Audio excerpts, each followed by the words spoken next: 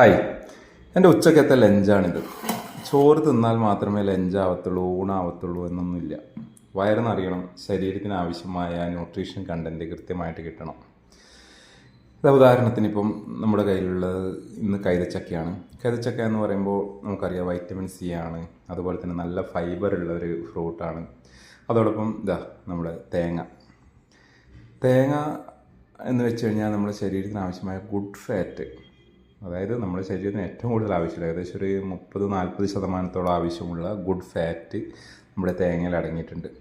നമ്മൾ സെപ്പറേറ്റ് പോയിട്ട് മായം കലർന്ന വെളിച്ചെണ്ണയോ ഓയിൽ കൂട്ടിയ സാധനങ്ങൾ കഴിക്കേണ്ട ആവശ്യമില്ല. പിന്നെ അറിയാലോ, കാർബോഹൈഡ്രേറ്റ് ആണ്, ഫൈബർ ഉള്ളതാണ് നമ്മുടെ പഴം. പിന്നെ പ്രോട്ടീൻ, 2 കോഴിമുട്ട കഴിക്കുമ്പോൾ നമ്മുടെ ശരീരത്തിന് ആവശ്യമായ പ്രോട്ടീനൊക്കെ കിട്ടി ഹെൽത്തി ആയിട്ട് വയറ് നിറയെ. ഈ കൈതച്ചക്ക മൊത്തം എനിക്കുള്ളതല്ല കേട്ടോ, പകുതി ഞാൻ മാറ്റി വെക്കും. തൽക്കാലം വീഡിയോ എടുക്കുമ്പോൾ മാത്രം ഇങ്ങനെ ചെയ്തതാണ്. ഓക്കെ, എനിവേ എല്ലാവരും ഇതേപോലെ ഹെൽത്തി ആയിട്ടുള്ള ഫുഡ് കഴിക്കാൻ വേണ്ടി ശ്രമിക്കുക.